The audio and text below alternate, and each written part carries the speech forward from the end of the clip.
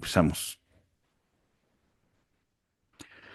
No puedes aislarte de una mejor competencia, especialmente si estás iniciando guerras comerciales con otros países en las cuales tus productos ahora están en desventaja porque enfrentarán aranceles. Y creo que Estados Unidos debe ser consciente de que no solo está compitiendo dentro de su propio país, sino que ahora está compitiendo por el mercado global y no basta simplemente con aislarse. Esto lo dijo Jorge Guajardo, nuestro invitado el día de hoy, donde vamos a tener una conversación que seguramente va a estar muy interesante sobre lo que está pasando en Estados Unidos, el mundo y la guerra comercial versión 2.0 que nos toca vivir hoy en día. Bienvenido, Jorge, ¿cómo estás? Hola Walter, muy bien, qué gusto saludarlos. Si te parece, me presento brevemente. Yo soy Jorge Guajardo, mexicano de Monterrey, pero vivo en Washington, donde llevo ya 12 años viviendo. Antes de eso estuve 6 años como embajador de México en China. En Washington soy socio de la firma DGA Group, donde me dedico a asesorar a clientes en temas de México, Estados Unidos. Mucho recientemente ha sido cómo enfrentar la competencia desleal china, temas de comercio, temas de entrada en mercados. Y bueno, pues un gusto estar aquí platicando con ustedes. No, mil gracias, Jorge.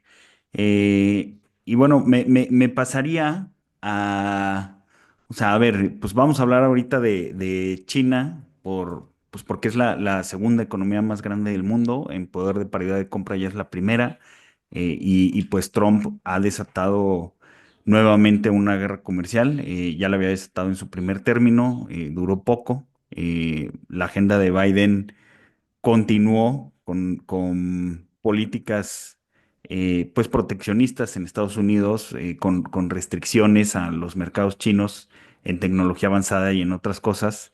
Nuevamente Trump lo retoma, pero me gustaría, ya nos habías platicado anteriormente, pero pues para la audiencia nueva, me gustaría que nos dieras un poquito un contexto histórico pues cómo llegamos a este punto, cómo China se transforma en la fábrica del mundo, y pues cómo las cosas cambian sustancialmente con la llegada de Xi Jinping.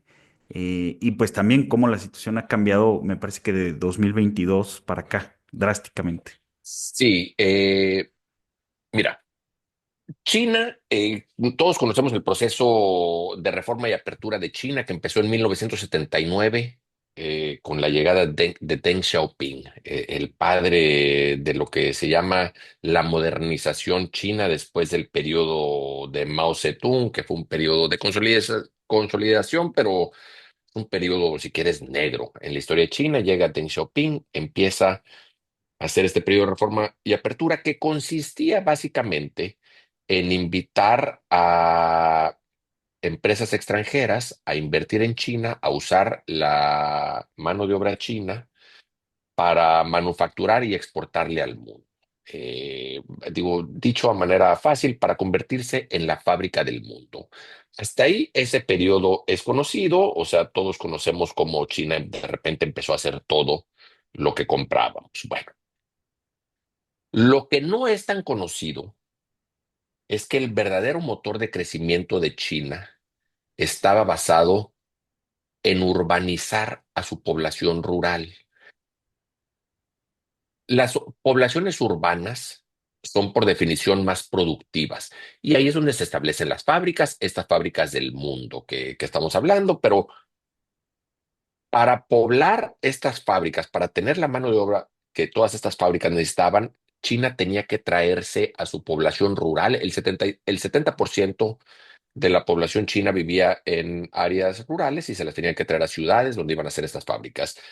A grandes rasgos, China empieza un proceso donde empieza a urbanizar a 20 millones de chinos al año. 20 millones. ¿Cuánto es 20 millones? Mucho, poco, nada. Bueno, como contexto uso yo siempre la ciudad de Nueva York. La ciudad de Nueva York tiene 8.5 millones de habitantes. Entonces, China cada año urbanizaba a 2.5 Nueva York. ¿Qué quiere decir con urbanizaba? Bueno, China cada año construía. 2.5 Nueva York. O sea, todo lo que, imagínate Nueva York, que tiene 3 aeropuertos, tiene, pues bueno, obviamente carreteras, hospitales, escuelas, viviendas, rascacielos, metros, todo lo que uno se puede imaginar en Nueva York. Bueno, imagínate que China lo construía no una, no dos, sino 2 veces y media cada año, todos los años, para estar urbanizando a esta población que a su vez iba a trabajar en las fábricas para exportarle al mundo.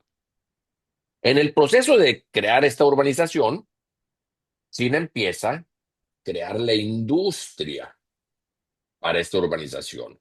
¿Qué industria se requiere para urbanizar? Bueno, pues acero, se requiere petroquímica, se requiere cemento, se requiere vidrio, se requiere todo. Imagínate tú, voltea a tu alrededor y todo lo que veas en una ciudad. Bueno, China dice vamos a producirlo porque como nosotros lo estamos consumiendo, porque tenemos que construir 2.5 Nueva Yorks cada año, vamos a producirlo nosotros. Y así continúan. Y ese es el motor de crecimiento. ¿Te acuerdas que leíamos que China estaba creciendo al 12, 15% y todos decíamos, wow, qué maravilla, qué milagro económico? Bueno, era eso. Era la manera en que iban trayendo, urbanizando a su población, invirtiendo en infraestructura para tenerlos en ciudades, para trabajar en las fábricas que le iban a exportar al mundo. ¿Qué sucede?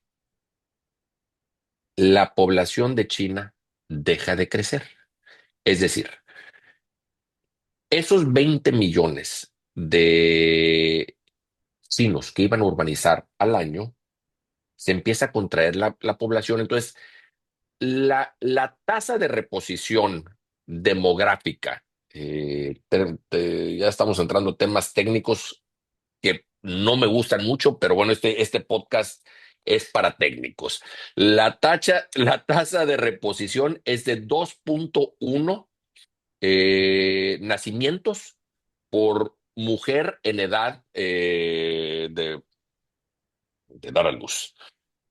Eso es para que una población se mantenga estable. La tasa de reposición de China empieza a contraerse y en el 2021 más o menos hacen estudios que dicen que si la tasa de reposición fuera del 1.3 donde creían que estaban, para el año 2030, es decir, en 5 años, en vez de esos 20 millones, ya nomás iban a tener 10 millones para urbanizar. Y para el año 2040, en vez de esos 20 millones, iban a tener cero para urbanizar. Eso era con una tasa de reposición del 1.3. ¿Cuál es la sorpresa? Es que no era de 1.3, era de 1. Entonces, ahí se da cuenta el gobierno chino que este motor de crecimiento, que era esta urbanización, ya no era sostenible. Y en el 2022, a manera de política pública, le pone el gobierno un alto total a esta construcción de infraestructura de vivienda. Y aquí es importante, Walter, y Paco, para los que nos escuchan, vivienda. Muchos escuchamos que China tenía un problema de vivienda. ¿Y por qué era importante? Porque el 30% del PIB chino estaba compuesto por el sector de vivienda, la compra de terrenos, la construcción, la compra de vivienda del 30%. De repente, el gobierno chino dice, ya no hay quien habite esta vivienda y le pone un alto en seco y para el 2022 básicamente la detiene. Se quedan cientos de miles de edificios en obra gris, pero le ponen así un alto, pues como solo puede hacer una economía planeada. Entonces, ya no más créditos para vivienda, aquí lo vamos a parar porque ya no hay gente que la habite. Entonces, se acaba este motor de crecimiento. ¿Qué le queda al gobierno chino de motor de crecimiento? Pues sus exportaciones. Es decir, esas fábricas que decíamos que estaban, que eran la fábrica del mundo con la cual iban a exportar, las fábricas en sí, las exportaciones chinas corresponden al 30%, el 32% del PIB chino. Al acabársele ese otro 30% que era vivienda, infraestructura, urbanización, dicen, vamos a redoblar en manufactura y empiezan a apostar todo a la manufactura y empiezan a construir fábricas para tratar de sostener la economía, de mantenerla creciendo, pero ya no tenían mercado para esas fábricas, ya no había mercado doméstico. Nosotros en México o en mundos, en economía de mercado, cuando una fábrica deja de tener mercado, Y pues se la cierra. paramos y la cerramos. Y es lamentable y es terrible y qué mala onda, pero esa es la verdad. ¿Qué pasa con el gobierno chino? Dice, no, porque como es una economía planeada, lo que les interesa no es tanto las utilidades de las fábricas, sino el que les den empleo a su gente. Entonces, vamos a seguir construyendo fábricas para exportarle al mundo, o sea, ya para producir productos que no tenemos mercado, que tenemos que colocar en el resto del mundo, y se empieza a convertir esto sostenible, y esto empieza más o menos en el 2022. Y esto es importante destacarlo porque es un fenómeno relativamente reciente. Y empezaste, Walter, diciendo que el presidente Trump empieza la guerra comercial con China. Yo me atrevería a decir que no. Los que empezaron la guerra comercial fueron los chinos, con esta sobrecapacidad instalada que le querían mandar al resto del mundo. Lo que empieza el presidente Trump a hacer a decirle, oye, nosotros no la vamos a aceptar. Eso es lo que están haciendo, que dicho sea de paso, el presidente Biden mantiene.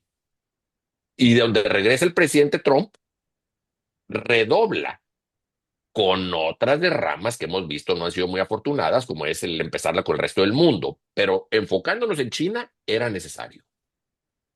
A ver, y me voy a regresar un poquito en esta línea del tiempo, porque Occidente, o sea, Estados Unidos y el resto del mundo, aplaudimos mucho cuando China se incorpora a la Organización Mundial de Comercio, ya lo habíamos platicado, ahí Bill Clinton se avienta un speech de que más comercio con China, pues iba a traer más apertura, más libertades.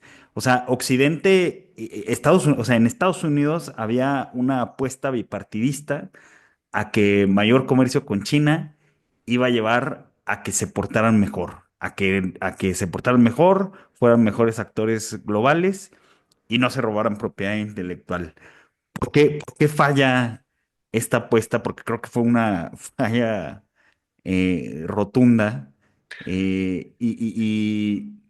Pues no sé, seguro esto tiene mucho que ver con lo que mencionas, que pues es China quien empieza la guerra comercial realmente. A ver, sí, Estados Unidos usó, digamos, el argumento, yo llamaría excusa, de decir que estaban abriendo el mercado chino o integrando a China a la OMC porque así le iban a democratizar, que una sociedad más rica iba a exigir más derechos, derechos humanos, democracia, todas esas cosas que Estados Unidos iba por el mundo Predicando. proclamando.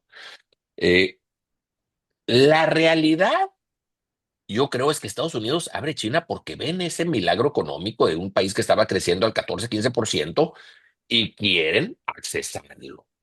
Quieren que sus fábricas, sus productores americanos, Boeing, Ford, Honeywell, Caterpillar, dicen, "Oye, yo quiero parte de ese pastel". Y entonces la manera que lo hacen era pues tratando de meter a China a la OMC para de esa manera que China se tuviera que comprometer a abrir su mercado que estaba creciendo al 14-15% y era muy atractivo para los productos americanos, para las exportaciones americanas. Lo que no tomaron en cuenta es que al abrir China, también estaban abriendo Estados Unidos a productos chinos. Entonces China dice, muy bien, yo entro a la OMC, entra en el 2001. No, no todos estábamos contentos. Como decías, México no estaba nada contento. México fue el último país en aceptar el ingreso de China a la OMC y empieza la inundación de importaciones a Estados Unidos, donde eliminan industrias enteras. Y ahí está muy documentado. Hay un estudio académico de David Autor y Gordon Hanson, y un tercero que se me olvida en este momento, que denominan el China Shock, donde ellos logran ver cómo las importaciones chinas proceden a desindustrializar ciudades enteras.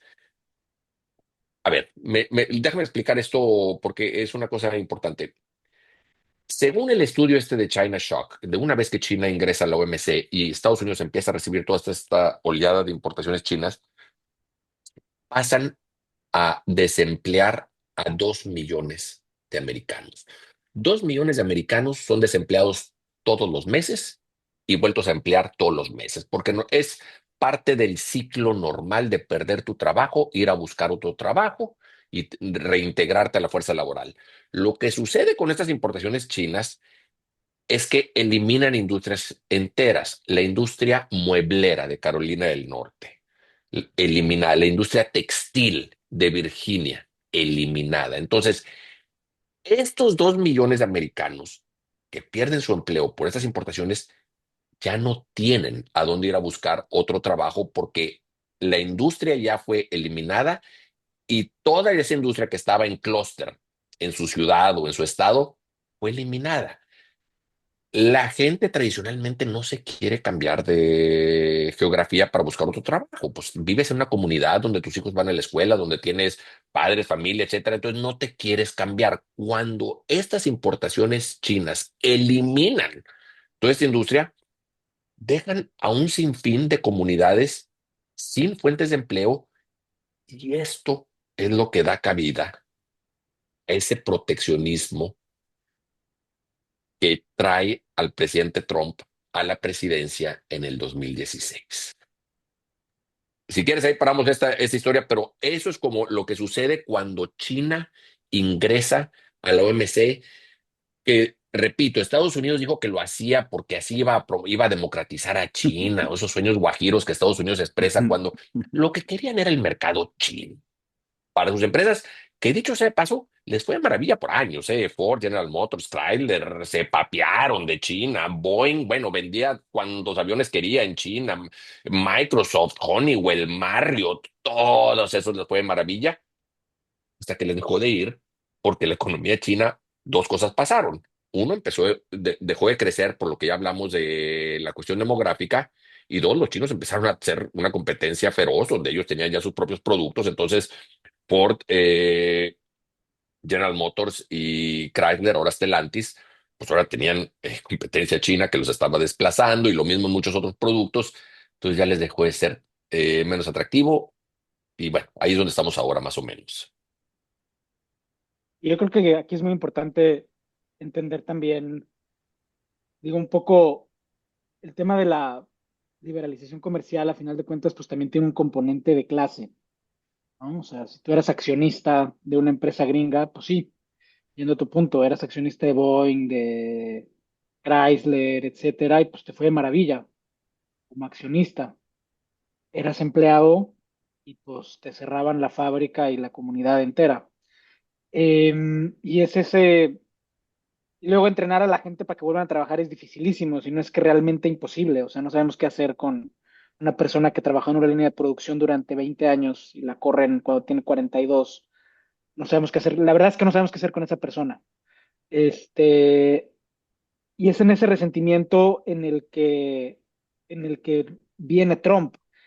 Pero lo de Trump viene desde antes. O sea, el propio Obama ya había colapsado a la OMC al no poner gente en el cuerpo de apelación. O sea, yo un tema que tengo con, y creo que coincido contigo, embajador, es Trump es solamente la manifestación más grotesca de, en el caso de China, de consensos políticos que ya se venían construyendo. O sea, Mira, qué importante punto el que haces de la globalización y cómo se ve desde la empresa versus el trabajador. La globalización ayudó y benefició mucho a las grandes empresas porque seguían vendiendo al mismo precio, ujú, mientras que el costo de producción se bajaba conforme tenían mano de obra más barata. Quien no beneficiaba es el trabajador, porque primero empezamos, o vamos a verlo desde el punto de vista de Estados Unidos, que su primer gran apertura comercial fue en el NAFTA, 93, 94, quizás me equivoco, donde de repente se dan cuenta que iban a competir con toda la mano de obra mexicana, que era más barata que la estadounidense, empiezan a mandar mucha manufactura a México y entonces el trabajador americano se siente desplazado. Pero ¿qué sucede? Es que no paró ahí.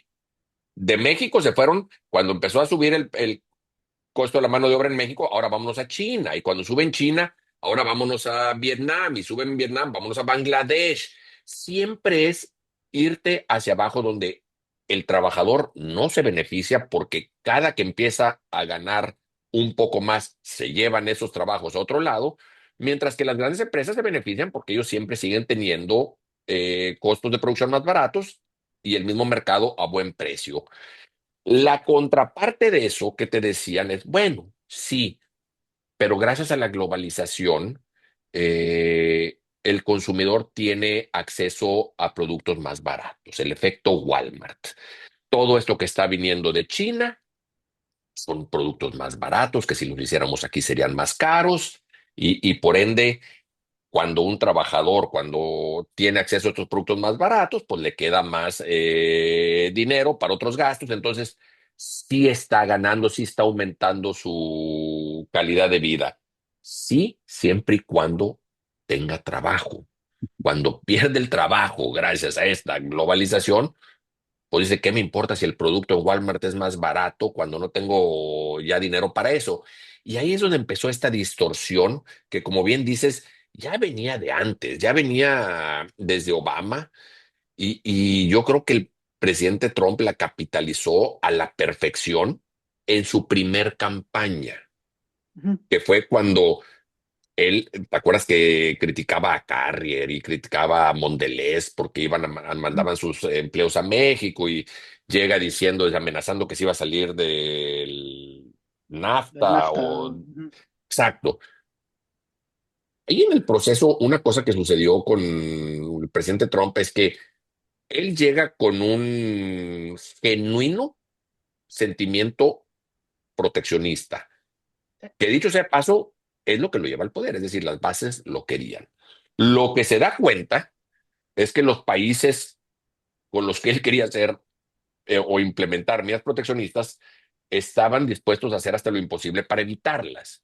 Entonces ahí se da cuenta que lo atractivo es el mercado de Estados Unidos y que con eso él puede coaccionar o coercionar al mundo a hacer lo que él quiera para tener acceso a este mercado. Y esa es la diferencia del Trump de su primera administración versus Trump de su segunda administración.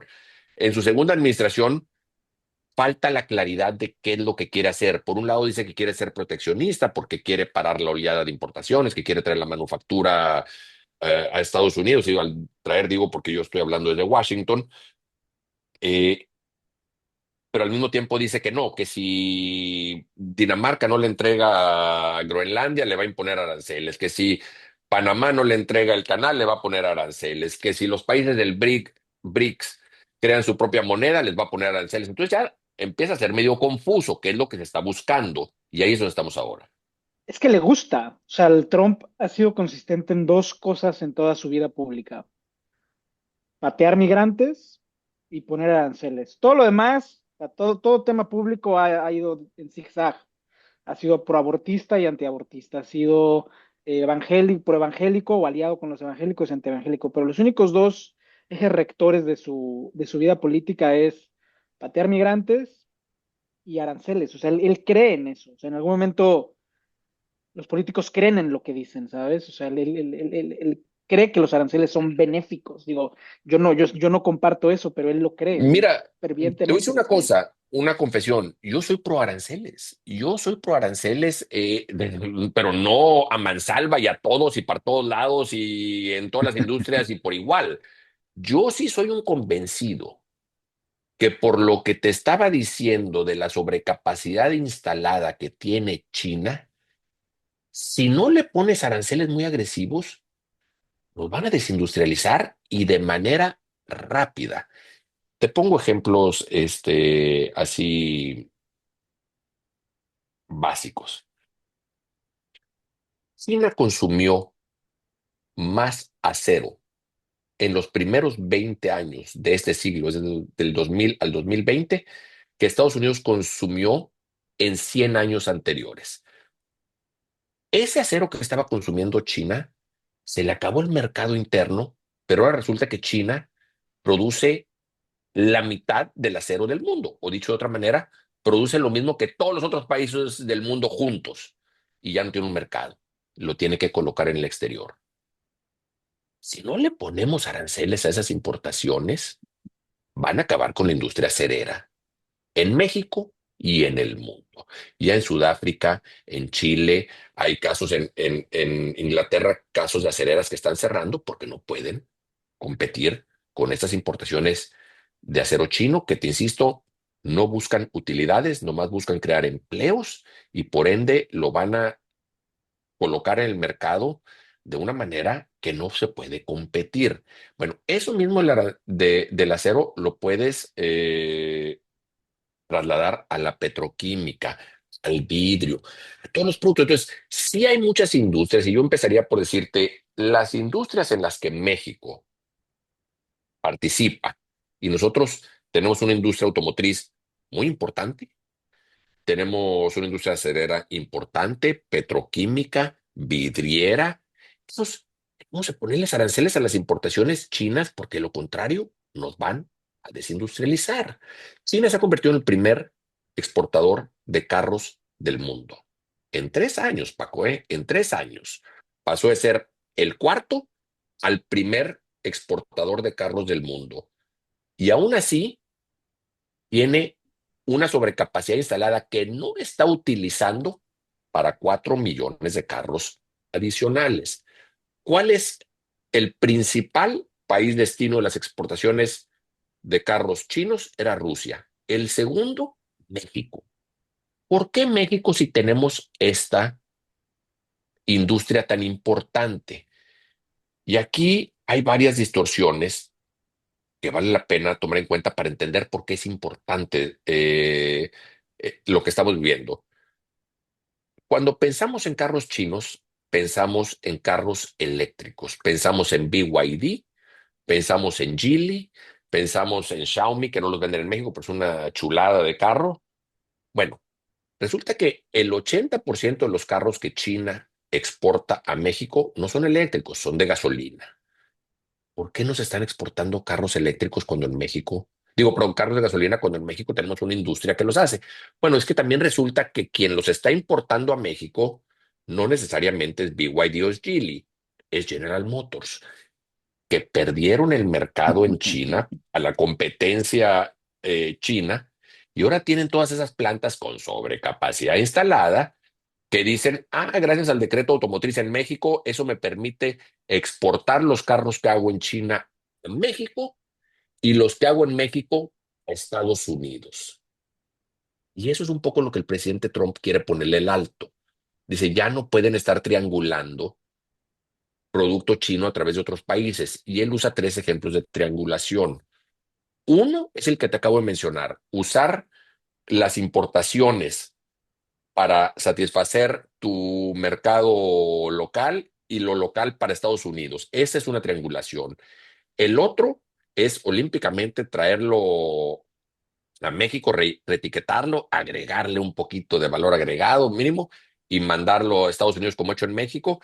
Y el tercero que ellos consideran también una triangulación es inversión china en otro país, es decir, que China venga y ponga una fábrica en México. Y estoy usando el caso de México, pero la mayoría de esto sucede en Vietnam más que en México.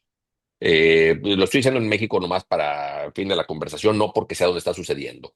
Para Ponen una familiaridad. fábrica y dicen, ahora voy a producir en México producto con, ¿cómo se llama? Con los dueños chinos y de ahí lo voy a exportar a Estados Unidos. Y él le quiere poner un alto a eso. Eh, a mí me parece válido que lo quiera hacer y creo que nos beneficia a México que lo quiera hacer. Ahora, creo que hay puntos importantes, porque, bueno, tú mencionas que eres pro aranceles, pero también mencionas, Jorge, o sea, que el problema. O sea, el tema del libre comercio, la tesis del libre comercio entre países, pues es que exporten productos en los que tienen una ventaja competitiva, en los que tienen mejor calidad y pues precios competitivos. Este es el caso para algunos productos que ya comentas de China, como coches eléctricos, drones, tecnología. De hecho, pues Paco y yo hemos comentado que pues casi toda la tecnología que tiene uno, cámaras, accesorios, etcétera, pues son fabricados en China. Pero creo que el problema que tú ves es que ya lo comentaste, pero solo para hacer el highlight, es que están, o sea, con toda esta sobrecapacidad que tienen, o sea, están exportando productos donde no se les va a poder competir por precio, pero no hay ventaja competitiva. Son productos de Exactamente. menor De hecho, calidad. así es. Son productos de Pero menor calidad, como es el caso del acero. el caso del acero chino no es como es un acero de menor calidad. Bueno, es un acero que al hacerlo contamina más. Sí, totalmente. Eso es un acero de menor calidad. El acero hecho en México contamina menos en su proceso de producción que el acero chino. Entonces eso lo hace de entrada un acero de menor calidad. Pero déjame darte otro ejemplo. Y qué importante que destacas, Walter, lo de que el libre comercio estaba basado en que los países iban a exportar aquellos productos en los que tenían ventajas comparativas e importar aquellos en los que no.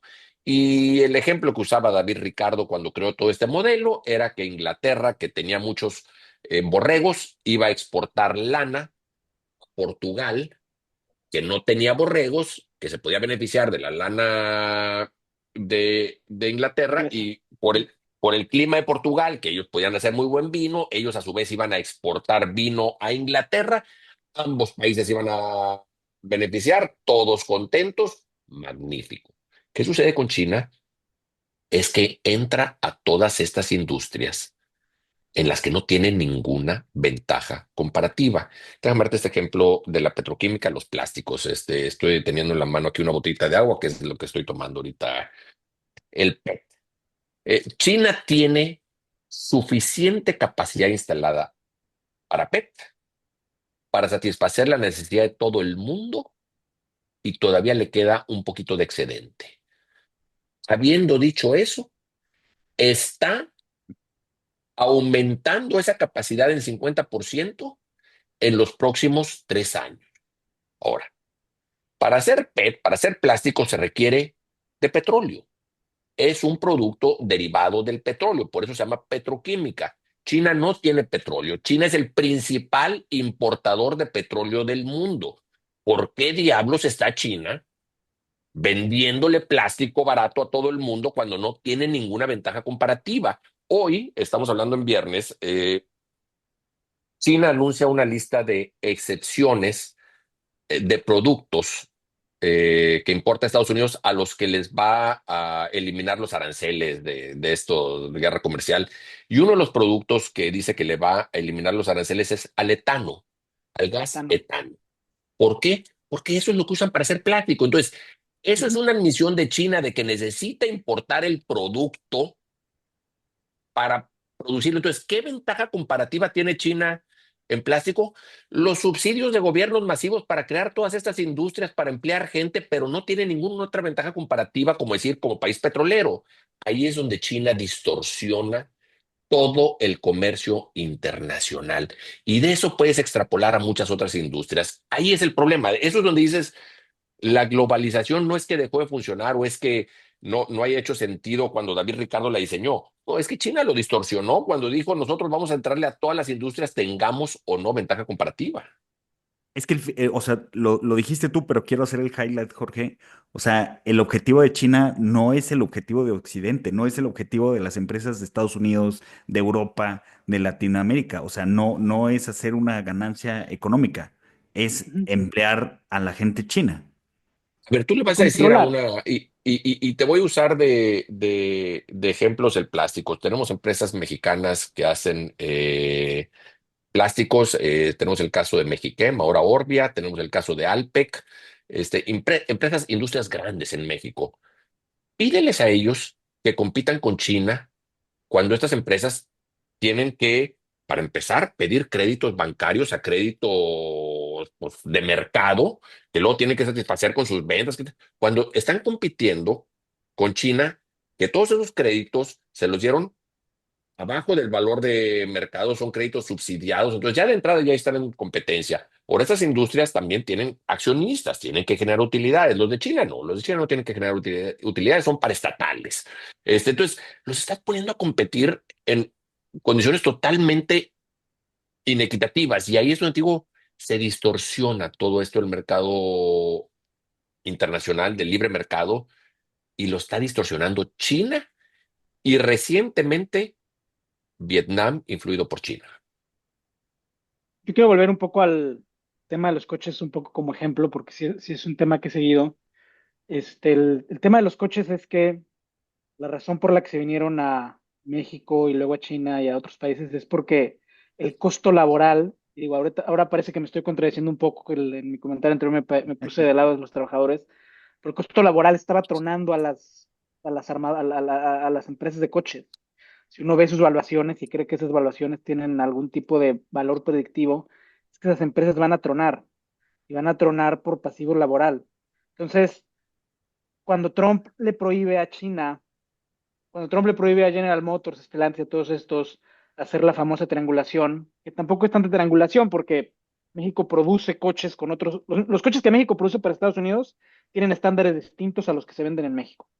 Eso es la realidad. Y ahorita China pues hace coches con los estándares para México que se queden acá. Entonces, cuando Trump hace esto, al que termina tronando o sea, esas empresas, o sea, si General Motors intenta reubicarse otra vez en Estados Unidos, la empresa truena. O sea, olvídate ya de lo que pasa acá y Sí, de todo eso. O sea, la empresa truena. eso me queda clarísimo, Paco. Creo que le queda muy claro a todos los ejecutivos de las empresas automotrices de Estados Unidos y creo que le empieza a quedar claro al presidente Trump. La ventaja comparativa que tenía México cuando entró al Telecan NAFTA versus Estados Unidos era mano de obra.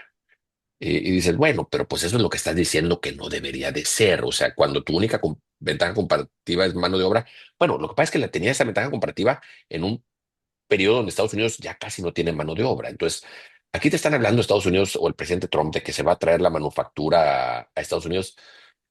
Dios, o sea, tú dile eso a cualquier persona que tenga una fábrica en Estados Unidos. Y mira, yo tengo clientes mexicanos que operan fábricas en Estados Unidos y se ríen. Dice, no, no, no, a ver, es la rotación que tengo. Dice, yo abriría dos fábricas más si tuviera empleados. No hay empleados para mis fábricas. Dice, no, no hay quien quiera trabajar ya en manufactura en Estados Unidos. Todos han transitado hacia servicios, que no es malo transitar a servicios, pero eso es lo que México le aporta a la región, es mano de obra para manufactura. Creo que más pronto que tarde Estados Unidos se va a dar cuenta eh, que eso es simplemente una realidad y que no es eso de que se van a traer toda la manufactura a Estados Unidos es un sueño guajiro. No, es imposible. Aparte que no tienen la energía, no tienen la electricidad. Están a tope por las simples bases de datos de toda esta inteligencia artificial. No hay, mira, tengo otro cliente en el sector alimentos que tiene una planta en California y le está yendo muy bien a la planta y la quieren doblar de tamaño. Es un cliente mexicano y la quieren doblar de tamaño para... y le dicen los de la Compañía de Electricidad de California No, pues en que 20 les años pueden están. proveer la electricidad en 8 años. En Ujú. 8 años. Esta es una planta de comida. No te estoy hablando de una cerería, no te estoy hablando de una, o sea, por Dios. Entonces, esa parte yo creo que motivo, es parte de la confusión de qué es lo que quieren. Yo creo que eventualmente se van a dar cuenta que lo van a tener que hacer en lugares donde puedan manufacturar. Eh, No, sí, o entender que no va por ahí, o sea, porque a ver, yo entiendo el ímpetu de reindustrializarse. O sea, yo lo puedo compartir, informes del Congreso, del Pentágono, todo ente gringo pensante entiende que hay que reindustrializarse. Pero ponerle aranceles a todo mira, es vamos hacerlo a a lo güey. distinguir, O sea, O sea, a distinguir reindustrializarte versus seguridad nacional. eso es muy Entonces, importante también. Eso es muy eh, importante. industrializarte per se no tiene muchas bondades, salvo en ciertos sectores de muy alta tecnología, que es la misma industrialización lo que lleva a la innovación. Si quieres, en eso entra las tecnologías verdes, microchips, si quieres, la industria automotriz, etcétera, que la misma industrialización lleva a la innovación. En muchas otras cosas, por Dios, no hay ninguna no hay ese ventaja en sentido. industrializarse. Bueno, hay otro aspecto que es el de seguridad nacional y yo quisiera y compartir con ustedes algo que he estado pensando. De nuevo, estamos hablando en viernes y ayer, no, el miércoles, antier, Estados Unidos anunció que iba a bajar los aranceles a China y todos lo toman como una seña de que claudicó Trump, de que China lo doblegó que eso le pasó. Vamos a dejar esa parte al lado de quién ganó y quién perdió, pero vamos a darnos cuenta de una cosa. La razón por la que él dice que va a bajar los aranceles es porque el martes se reunió con los ejecutivos de Walmart, de Target, de Home Depot, de Lowe's, las principales tiendas grandes de Estados Unidos, y aparentemente estos le dijeron algo muy sencillo, es decir, si no bajan los aranceles, a la vuelta de 3 meses las tiendas van a estar vacías, no vamos a tener producto para vender. O sea, estamos hablando de tiendas como las que encontrarías en Cuba o en Venezuela. Ok. Y hasta ahí él dice, no, pues claramente ningún presidente quiere presidir un país en esa situación. Baja los aranceles, ya lo doblegaron, ya le ganaron los chinos. Ojo ahí. Y creo que aquí hay una oportunidad para México importante. Lo que le demostraron es una vulnerabilidad a China en todos estos productos. Estados Unidos tiene supremacía en lo financiero y lo usa a diestra y siniestra. Así tiene sancionado a Irán, así tiene sancionado a Rusia, Cuba, a Corea del Norte, donde te dice, te voy a sacar del sistema de pagos, te voy a imponer sanciones financieras, los usa como un instrumento de guerra, esa supremacía financiera. ¿Qué sucede? Que China tiene supremacía manufacturera.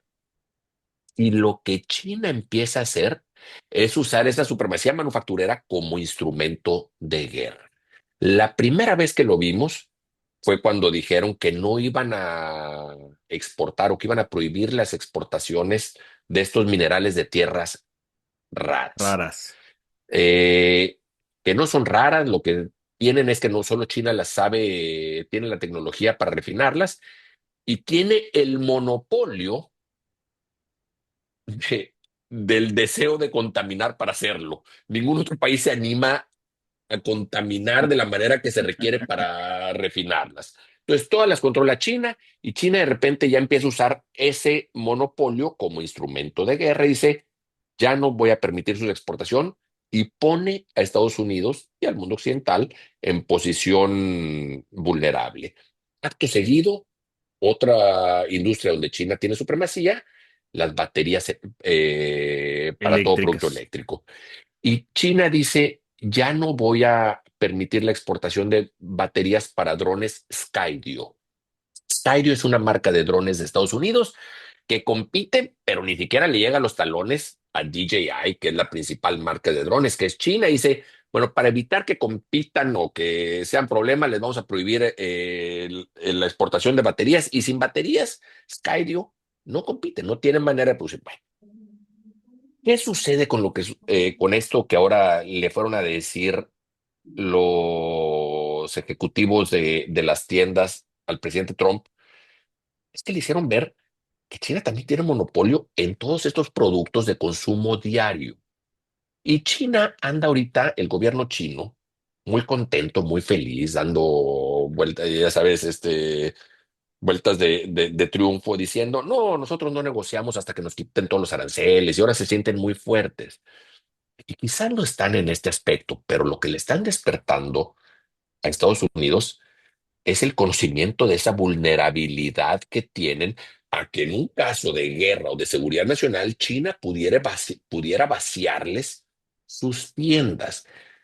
Eso despierta una necesidad en Estados Unidos de cuanto antes traerse esa producción más cerca. Yo creo que aquí va a venir una oportunidad para México de nuevo del nearshoring, de decir, entre que son peras o son manzanas, traigámonos esto cuanto antes, porque no podemos mantenernos vulnerables a que China pueda, en esta ocasión fue porque el presidente Trump le puso aranceles, pero la próxima puede ser porque China dice, simplemente te paro la exportación.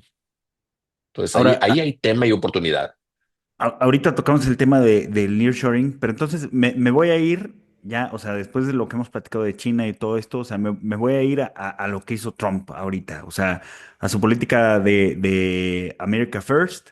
O sea, no fue un error, Jorge, o sea, no estuvo todo pésimamente planeado desde tu punto de vista que eres pro aranceles.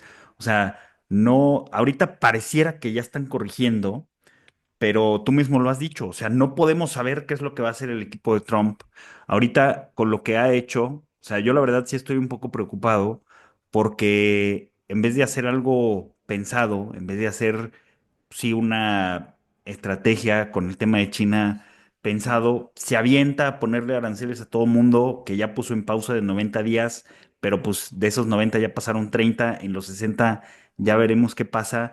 O sea, no está siendo un error garrafal y lo que yo he estado pensando es que se proyectaba que China iba a ser la primera economía del mundo en 2025.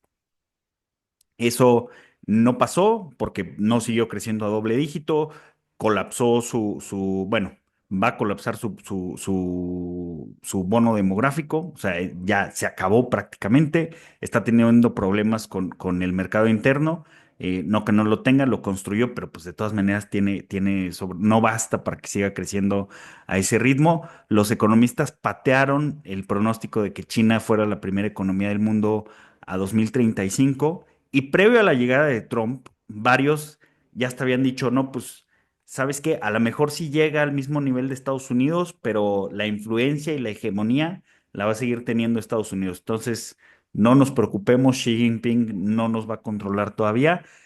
Pero mi miedo ahora es si Trump, con su política de America First, bueno, reflejó una política de America Alone, con su ala autárquica, que a Paco le gusta mucho hablar del ala autárquica de Trump, no está orillando, por ejemplo, a Asia, inclusive a Japón, a la zona euro, que ya dijeron abiertamente que quieren que entren los coches eléctricos de China a Europa. O sea, no les está poniendo en bandeja de plata, Jorge, otra vez Trump a China el Sí, retomar esto. bueno, sin duda yo lo hubiera hecho diferente, sin duda. Eh, sí, claramente no puedes buscar bronca con todo el mundo y ganar. Es decir, el Literal dicho con es todo el dividir, mundo. pues si no puedes, o sea, el dicho Literal es con todo el divide y mundo. vencerás, no es échate a todos en contra y vencerás. Entonces, ese fue, yo creo que un error. Otro error es la incertidumbre. Aquí el problema es uno, los aranceles, pero dos, y casi del mismo nivel, es la incertidumbre, lo que acabas de decir. Hay pausa de 90 días, ya pasaron 30, volver a ver, no sabemos. Él firmó el TEMEC, ahora dice que ya no le gusta. ¿Para qué los otros países van a venir a firmar cosas con él? ¿Qué duración tendrá en esos acuerdos? ¿Para qué hacer concesiones si no sabe si van a tener durabilidad? Entonces, es la incertidumbre lo que ha detenido la inversión. Hoy se reportaba que las ventas de casas en Estados Unidos estaban en su nivel más bajo desde el 22, que era cuando estábamos saliendo de la pandemia.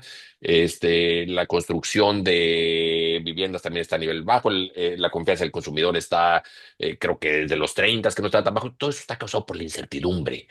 Ahora, Más que por los aranceles, es de incertidumbre.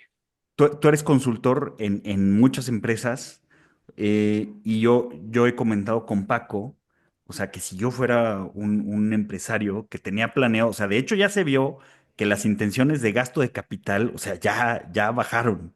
Todavía hay intenciones de gasto de capital, pero están bajando de como empezaron en enero. Un cambio drástico.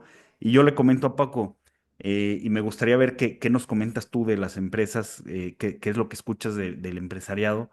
Yo le comentaba a Paco, si yo soy un empresario y de repente pues, me disrompen otra vez mi cadena de suministro, otra vez me ponen en incertidumbre, o sea, a este nivel ya no me importa si ahorita hacen Sí, un ese es el giro de nivel. 180 grados y quitan todas las tarifas. O sea, No, yo esa es la incertidumbre, es lo que mata todo. O sea, ajá, pero aunque den el giro, pues yo lo que tenía planeado invertir, pues mejor me voy a esperar 4 años y a ver qué ¿qué hago. director general, qué CEO en su sano juicio se presenta ante un consejo ahorita a hablar de inversiones grandes cuando la primera pregunta va a ser, ¿y cómo sabemos el entorno? ¿Cómo sabemos si vamos a entrar en recesión? Si no, o sea, ¿en qué estás planeando esta inversión, basando esta inversión? Entonces, sí, claramente lo estamos viendo. O sea, todos los mergers and acquisitions, las inversiones, todo se está detenido. Mira, yo tenía un cliente que estaba considerando y estaba en pasos ya avanzados, un cliente mexicano, en hacer una compra de una empresa mexicana, de esas compras que hubieran hecho noticias de 8 columnas por mucho Titulares. tiempo, o sea, una masiva, una grandota. Se echó para atrás por la incertidumbre. Entonces, bueno, ahí perdió principalmente por la empresa que iba a ser comprada, que estaba buscando quién, que era una empresa americana. Pues digo, el cliente mexicano nomás dijo, mi cliente mexicano nomás dijo, pues no son momentos, no, ellos no están perdiendo, nomás dicen, no, estamos bajando velas, como en barco en la tormenta, hay que bajar velas y esperar a que pase esto. Entonces, eso es lo que está deteniendo todo el crecimiento, toda inversión, toda decisión, pero se están bajando, la gente está cancelando sus vacaciones, entonces está afectando las aerolíneas, está afectando los hoteles, o sea, tiene mil y un derramas y todo basado en incertidumbre, basado en que no sabemos si va a haber aranceles masivos y si eso va a llevar a recesión, si va a llevar a despidos. Están hablando, fíjate, Estados Unidos estaba genuinamente viviendo un auge manufacturero que venía de Biden, de Ujú. la inversión del CHIPS Act, del IRA, que todas estas tecnologías verdes, pues se están deteniendo ahora por la incertidumbre de aranceles o por la que no incertidumbre de aranceles, pero los que sí están ya puestos, como son los del acero y el aluminio que hacen más caro toda inversión o toda, digo, cuando estás construyendo una fábrica, pues el principal componente casi es el cemento y el acero. Él está hablando de que quiere traer la construcción de barcos a Estados Unidos. China hace 232 veces más barcos que Estados Unidos. Y él dice que eso es un problema de seguridad nacional, lo que sí es, sí es. Imagínate un Sí, caso sí de es. guerra, Sí, sí, sí. Estados Unidos tiene que tener la capacidad de construir barcos para reponer los que están teniendo. Bueno, el 80% del costo de un barco es acero. Y cuando le estás poniendo arancel al acero, pues ya de por sí no estaba en situación competitiva, pero le pones otra traba más y luego le quitas a la mano de obra porque empiezas a ir tras los inmigrantes, no, empiezas a meter muchas cosas y dices, eso es lo que causa incertidumbre y eso es lo que tiene a todos detenidos. Es que Pero no ese se es el van a problema detener también. 90 días. O sea, es que yo insisto, no se van a detener 90 días. No, no sabemos cuánto Pues tiempo se van a ahorita está detener. diciendo que tiene 200, ahorita antes de entrar a grabar está leyendo una nota que decía que está por concluir 200 negociaciones comerciales. A ver, normalmente una negociación comercial te toma 1 o 2 años. Requiere de autorización del Congreso, de Trade Promotion Authority, el Fast Track Authority, que, o sea, hay muchas cosas. Se está hablando de tener 200 acuerdos comerciales en los próximos 3 meses cuando ni siquiera tiene el equipo ratificado por el Senado para actuar. Entonces, yo creo que por un lado lo que quiere es empezar a mandar señales de que ya le va a bajar el nivel a esto, de que al hablar de 200 negociaciones es como diciendo, ya, y ya con eso damos este capítulo por cerrado, ya todo el mundo se dio, abrimos todos los mercados, llegamos, otra vez volvemos a la normalidad. Y ojalá. El riesgo es que luego, pues como hemos visto que luego dice que quiere correr a Powell, el presidente del Fed, eso hace que los intereses se disparen, que el dólar se devalúe, otra vez trae incertidumbre, luego se echa para atrás, dice que no. Entonces, esas cosas creo que están deteniendo.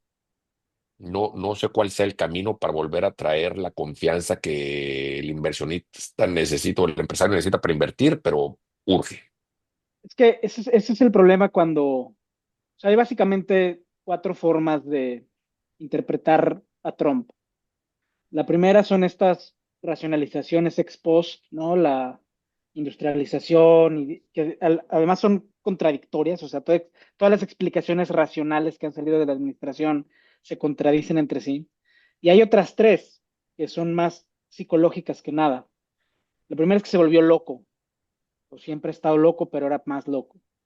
La segunda es que le gusta el poder, que le gusta que vaya Tim Cook a rogarle, le gusta que vayan los CEOs de Walmart a rogarle, le gusta que vaya Macron a rogarle.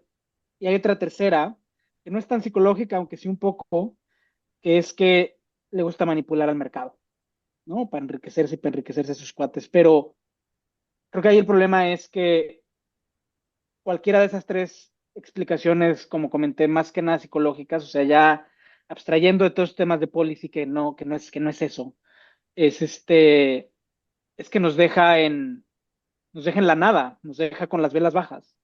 Y hay que entender que son 4 años de velas bajas. 4 años, ojalá. Porque además los demócratas tampoco, o sea, asumiendo que ganan los demócratas, tampoco es como que a los demócratas les guste mucho el libre comercio ahora. O sea, la gente del libre comercio ya es libro de Yo creo que el historia. libre comercio ya se terminó, Paco. El libre comercio hay que Sí. entrar, ya se terminó. Ya se terminó, tuvo su gloria, tuvo su época de gloria, ya se terminó. Ujú. La cosa es qué papel jugamos en ese mundo sin libre comercio cuando le habíamos apostado todo al libre comercio, cuando éramos el Eso. país con más tratados de libre comercio en el mundo, cuando teníamos un equipo de tecnócratas en economía que eran expertos en abrir mercados o en hacer acuerdos de libre comercio, cuando el 85% de nuestras exportaciones van a un solo país que ahora nos dice que capaz ya no las quiere. Eh, hay muchas aristas en el aire. Yo creo que México necesita entrar en un diálogo nacional como el que empezó Trudeau en Canadá, que está teniendo Carney y que ahora lo van a decidir con las elecciones en 3 días. Pero Canadá está teniendo un diálogo nacional, donde dicen, ¿contamos o no con Estados Unidos? ¿Dónde está nuestro futuro? Cuando Carney se asume como primer ministro, su primer viaje es a Europa. Dice, somos el país más aliado de la OTAN en las Américas. Están teniendo un diálogo nacional. En México estamos simplemente tratando de tapar baches y querer regresar a como era antes, cuando ya no va a ser como antes. No te tengo la respuesta de cómo va a concluir ese diálogo nacional o qué en dónde debemos de enfocarnos, pero sí deberíamos de tener ese diálogo nacional porque el libre comercio ya se acabó. Habiendo dicho lo anterior, o sea, estando de acuerdo en principio con lo que dices, sí hay una diferencia importante con Canadá, que es que Trump no nos quiere invadir. O sea, yo creo que Trump sí quiere invadir, o sea, Trudeau lo dijo públicamente y Carney también, o sea, Trump sí quiere invadir a Canadá. O sea, creo que en Define cierta invadir, medida es el decir, ser que el no quiere Estado nuestro 51. territorio, pero sí ha hablado de mandar tropas Sí, a México. es Sí, sí. verdad es verdad que hay un tema definicional, o sea, sí quiere mandar tropas a México, pero no quiere nuestro territorio. Sí, territorio canadiense sí lo quiere. Entonces, están de acuerdo con lo que dice sobre la necesidad de redefinir qué va a ser México en el segundo cuarto del siglo XXI o más. eh, no estamos en la posición de Canadá. O sea, ahorita creo que Canadá tiene más urgencia de... A Canadá sí se le cayó el mundo. Nosotros los Sí, mexicanos y yo estamos... creo que no es nomás el tema de que si los quieren invadir o no. Yo creo que es también una diferencia. A ver, en México, toda nuestra historia está basada en dudar y sospechar de los Estados Unidos. Tenemos el monumento a los niños héroes, el castillo de Chapultepec donde se envolvieron en la bandera antes de Juan Escutia, Juan de la Barrera, y desde chiquitos nos enseñaron que Estados Unidos era un extraño enemigo, era el maciosare. Entonces, no esperamos nada, lo que tenemos lo tenemos con dudas. Estados Unidos se Ujú, creían hermanos ujú, gemelos y ujú, de repente se están topando con que ya no los quieren cuando en México si nos topamos con que no los quieren dicen, nunca me la creí, o sea, siempre, o sea, en nuestro ADN desde chiquito, tú te acuerdas en el colegio, hacías, ¿cómo se llama? Los proyectos de los niños héroes, nos tenemos que saber los nombres, está ahí el ujú, monumento en el DF, o sea, todo eso es anti-yanqui, ujú, anti-Estados Unidos, nos robaron la mitad del territorio, o sea, vivimos toda una época del PRI donde todo mal de México se le acusaba a Estados Unidos, entonces ya tenemos eso en nuestro ADN. Los ujú. canadienses no, los No, los canadienses se canadienses les sentían cayó el mundo. hermanos, se les cayó el mundo, o sea, de repente te dijeron tu papá no es tu papá o tu hermano no es tu hermano. Ujú. Y eso es o sea, crisis existencial. Sí, En un México shock. nos dijeron, oye, resulta que ahora está enojado de vuelta. Y bueno, ya estaba acostumbrado, Sí. así fue siempre. Pinche Lo gringo raro loco, era ¿no? O el sea, tiempo que no los pinche. tuvo. El tiempo que Lo no los raro era tuvo. el tiempo que estuvimos trabajando juntos, pero el que esté enojado, eso ya estoy acostumbrado. Jorge, antes de irme, de sacar el tema de nearshoring, de colarlo a la conversación, ya sé que no va a pasar, sé que no, no va a suceder en los próximos 4 años o en el futuro cercano.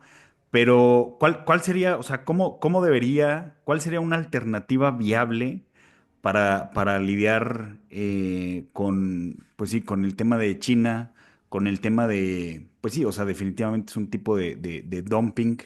Eh, Para tú, tú, México pues yo pensaría o para el mundo. para el mundo. Bueno, si quieres, para el Mira, mundo y para México. Tú mencionabas que sacarlos del comercio global. sí, de la eh, OMC. Es que te lo van a distorsionar todo, Walter. Ya lo distorsionaron todo. Pero a ver, no nomás en México. Los europeos le están aplicando aranceles unilaterales. Los brasileños le están aplicando aranceles unilaterales. Los turcos, los americanos, los canadienses, los japoneses. Entonces, ¿qué? Vamos a jugar esta payasada de que, por un lado, si son a China, sí se vale que sea unilateral y no por la OMC, pero al mismo tiempo es por mucho el país que tiene más casos pendientes ante la OMC, que se tarda años en resolver.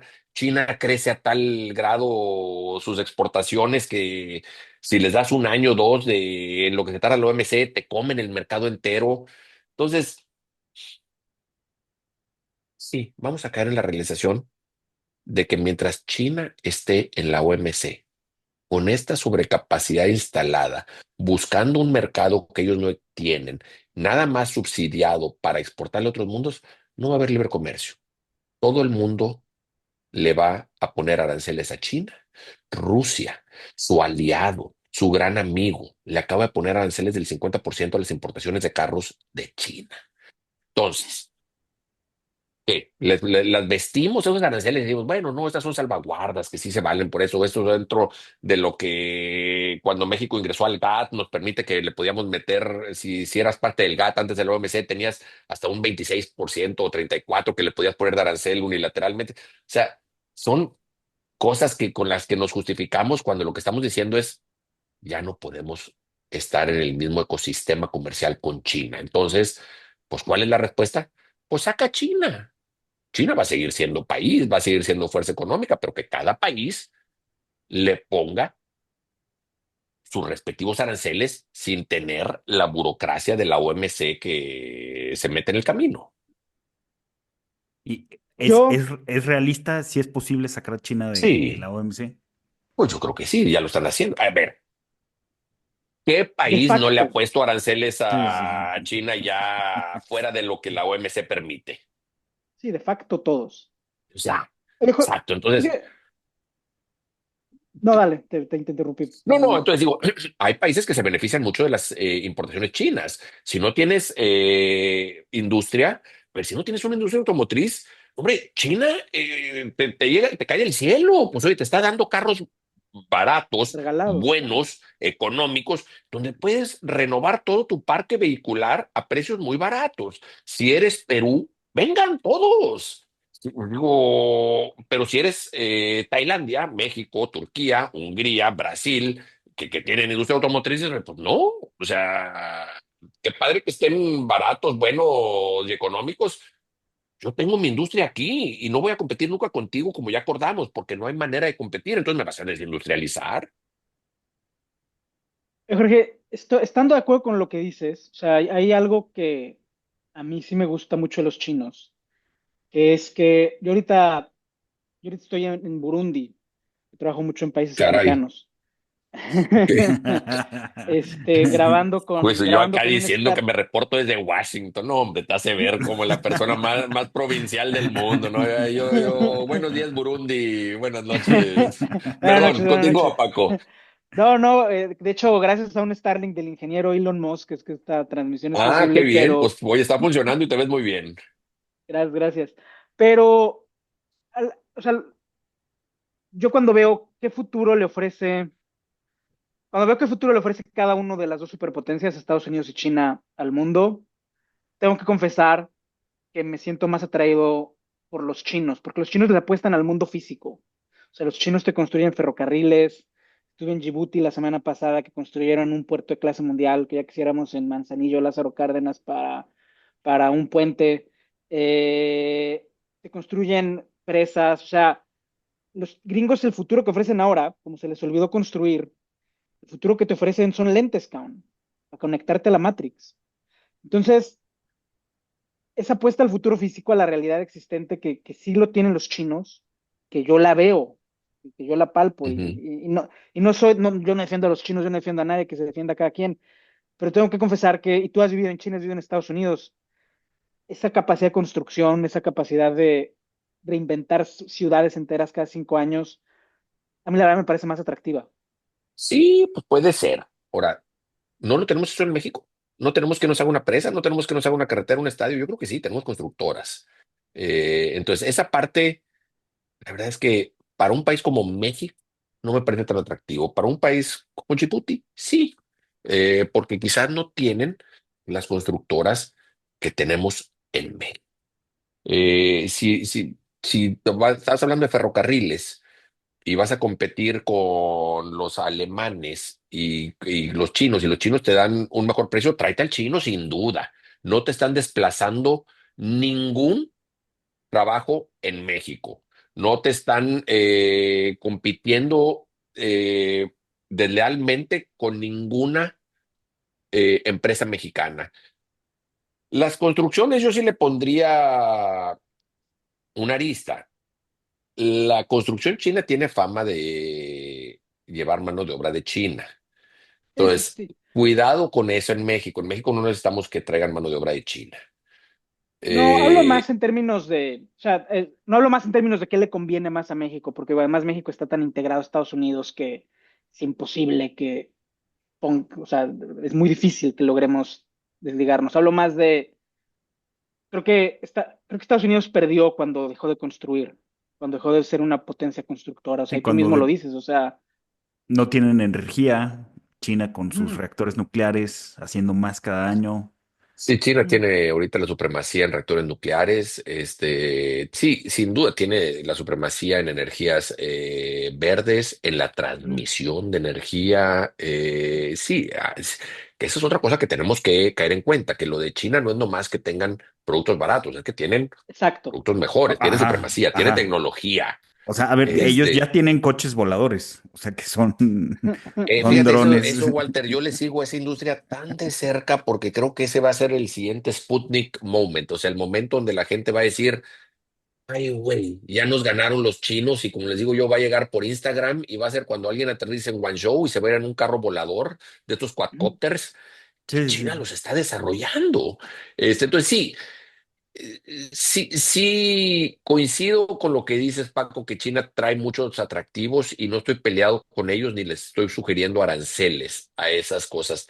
Yo nomás pido aranceles en los productos que compiten con empresas mexicanas, porque no les vamos a sí, sí. competir nunca.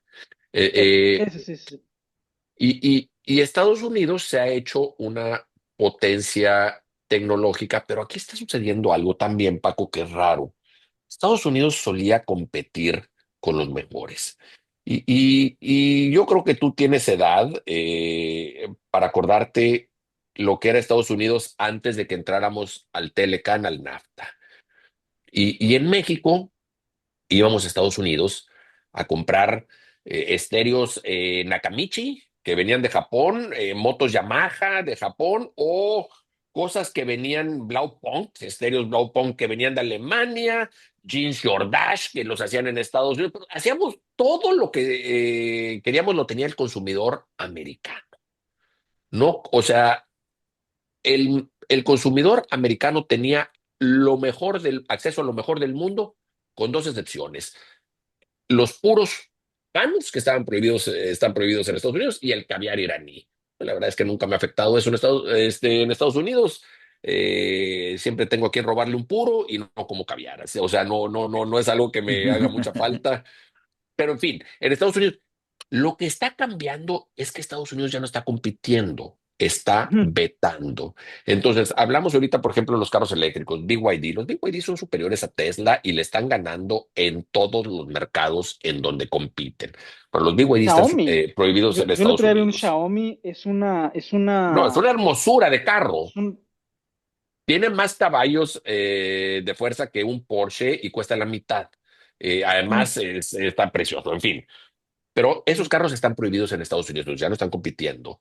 TikTok, que le está ganando a Facebook, ya lo están prohibiendo en Estados Unidos. Xiaomi, que está desplazando a Apple, está prohibido en Estados Unidos.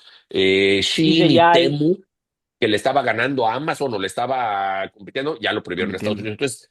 Entonces, DJI, los drones estos que hablamos, ya los están, hay un proyecto de legislación para prohibirlos en Estados Unidos. Entonces, DeepSeek, que de repente llega a Estados Unidos y a competirle a OpenAI, ya lo están prohibiendo en Estados Unidos. Entonces, de repente te das cuenta que Estados Unidos, uno, ya no está compitiendo, ya nomás está vetando.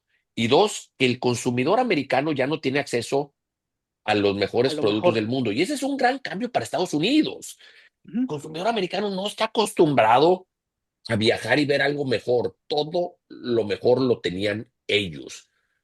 Mi hijo, que tiene 22 años, pero por andanzas del mundo, pues digo, primero me fui de cónsul general a Austin, luego a China, luego a Washington. Entonces creció fuera de México, pero, para todo, pero es mexicanísimo como yo.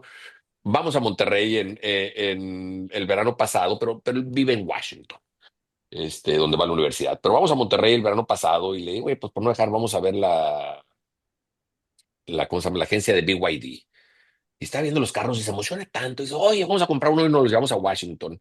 Imagínate, Paco, ¿cuándo se te hubiera ocurrido que alguien iba a venir de Estados Unidos a A México México. a a comprar un encontrar coche. algo que se quiere llevar a Estados Unidos? Era al revés.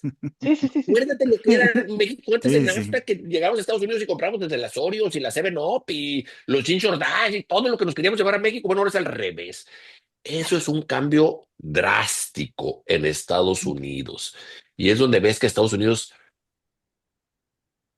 pues deja de competir, ya no tiene acceso a lo mejor y es parte de lo que yo llamo fin de la globalización.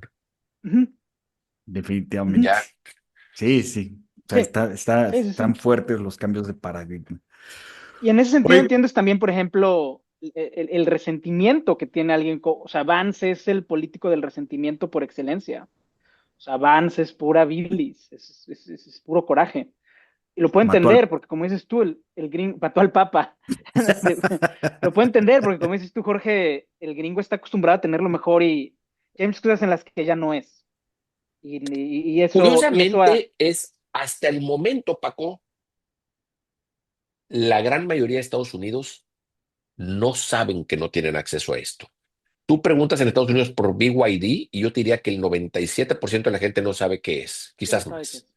Ujú, Eso va a cambiar muy pronto, ¿eh? Sí, eso va a Y por eso te cambiar. digo yo, esos eVTOLs, los quadcopters, carros voladores, eso de repente va y están hablando de que en China empiecen ya a funcionar a manera masiva en el 2026. De ser el caso, eso lo vas a empezar a ver en Instagram. Y ahí es donde la gente se va a dar cuenta, oye, ¿cómo es posible que en China llegas al aeropuerto, te subes a un carro volador que te lleva a tu hotel, mientras que tu equipaje para evitar el peso se va en un carro autónomo y te lo dejan en el hotel? Y eso va a traer a crisis existenciales en Estados Unidos y ahí es donde van a porque actualmente no sabe, o sea, actualmente tú hablas de China en Estados Unidos y la mayoría cree que son productos baratos de tecnologías que ujú. les robaron. Sí, Y sí, eso era sí. el caso Sí, la década pasada, ya no. ya no, definitivamente. Jorge, pues un poquito para ir cerrando, lo que se cuela obligadamente, México, nearshoring. La verdad, yo sí soy un poco escéptico y por temas que tú mismo mencionas, pero ¿qué nos dirías a los escépticos de esta gran oportunidad del nearshoring? O sea, y el más grande escepticismo, compartido con Paco, pues es el tema de la energía y más allá del tema de la energía, pues el tema de la transmisión de la energía. O sea, tú en una entrevista que diste en diciembre, pues mencionaste que pues Tesla no se viene y pues que Tesla no se venga, pues desata que muchas empresas que se iban a venir para su cadena de suministros, pues tampoco se vienen. Y a final de cuentas, pues lo más probable es que Tesla no se haya venido por un tema de infraestructura eléctrica. ¿Qué nos dirías a los escépticos sobre Mira, estos temas? eh, no te tengo respuesta en el tema de infraestructura eléctrica, pero reconozco la urgente necesidad y que perdimos todo un sexenio, lamentablemente, con un Manuel Bartlett acabándose la CFE mañana, día y noche. Habiendo dicho eso, el nearshoring se viene a México en la primera oleada por cuestiones de logística. Se llegaba la Navidad del 2022, creo que era, y resulta que todos los productos que Amazon, Walmart y todo habían vendido o que habían prometido a sus consumidores no los tenían porque venían de China y había un cuello de botella en Long Beach. Y ahí empieza toda esta oleada de nearshoring, no es por la guerra comercial. Eh, Empiezan todas estas ¿cómo se llama? Bodegas en México, porque ahora necesitan tener el just in case en vez del just in time. Eso se va a volver a despertar, como te digo, ahora que les cae por segunda ocasión, como les pasó después del COVID, la realización de la vulnerabilidad que tienen ante China para todos estos productos, va a haber una necesidad de volver a traer el nearshoring. Otra cosa que va a suceder, Walter, por los últimos 60 días, más o menos 45, 50 días, se han detenido todos los envíos desde China. Se han reducido los envíos de una manera drástica por los aranceles, porque la gente está esperando. Al presidente Trump hablar de que los va a reducir o los va a eliminar o lo que termine siendo el caso, pero claramente algo tiene que hacer para volver a traer todo eso que las tiendas requieren para vender, se va a venir una demanda de capacidad en los barcos que transportan contenedores, que a su vez no es nomás para traer todo el producto que dejaron de traer por estos 45 días, sino para hacer inventario en caso por la incertidumbre que estamos hablando. Entonces, ahí puedes esperar otro gran problema de logística donde otra vez vamos a tener ese cuello de botella en Long Beach, en Lázaro Cárdenas. Otra vez los precios de transporte, de logística se van a disparar. Otra vez la necesidad de traer el nearshoring porque México tiene frontera terrestre, porque México no tiene ese problema de puertos, de cosas. Entonces, esas cosas no van a cambiar y nos van a seguir favoreciendo. Creo que por lo que digo, por lo que ha sucedido estos últimos 3 días, donde empiezan a reconsiderar aranceles a China, pero a la vez aceptar una vulnerabilidad, creo que ahí va otra ola de nearshoring. No te tengo respuesta a la electricidad. Espero el gobierno esté a la altura para a la brevedad empezar a reponer ese déficit que tenemos. Pues sí, esperemos y la necesidad sea, pues la madre pues sí, de la innovación y la puesta en acción. Lo que pasa también es Este, que el tema, o sea, creo que hay un problema con el nearshoring, que es que cada quien se lo imagina como quiere. Y la verdad, pues sí se ha convertido en un talking point, ¿no? En México tenemos hasta un banco del nearshoring. Yo creo que va a haber mucha oportunidad de hacer lana en México con todo este tema de la guerra comercial. O sea, va a haber gente que realmente se va a enriquecer, se va a generar mucha riqueza.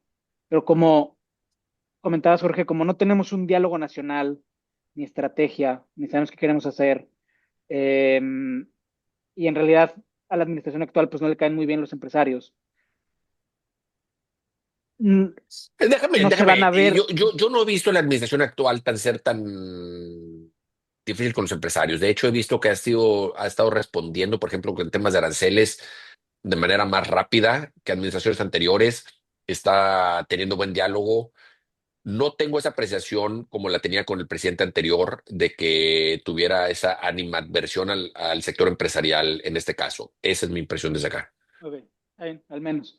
Pero el tema de falta de estrategia nacional, creo que coincidimos que eso no hay, falta. al menos no públicamente.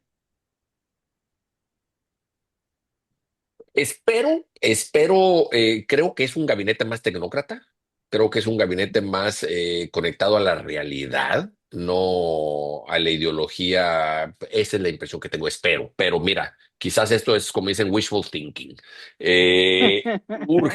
Urge atender ese déficit en energía, ese sexenio perdido, ese sexenio de retrocesos que tuvimos en energía, que nos pone en una posición desventajosa. Ojalá podamos rápido reponerlo para estar a la altura si se llega a esta oleada que yo pronostico se va a llegar del nearshoring.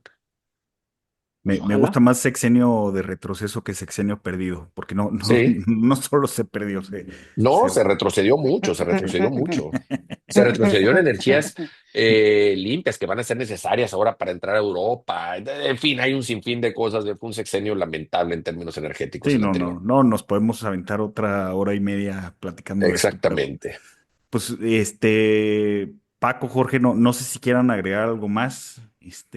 Yo la verdad te agradezco muchísimo, Jorge, por haber estado con nosotros en esta plática tan interesante.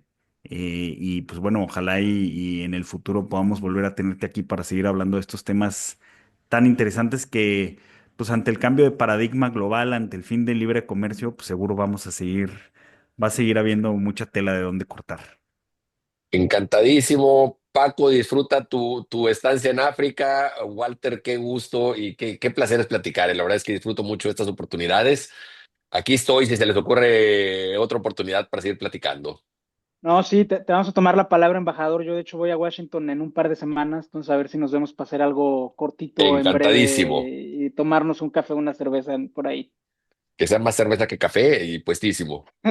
Excelente. Jorge, para la audiencia, ¿dónde pueden seguir pues lo que publicas, lo que tuiteas, Gracias por columnas? hacerme esa pregunta. Fíjate, acabo de empezar, ¿cómo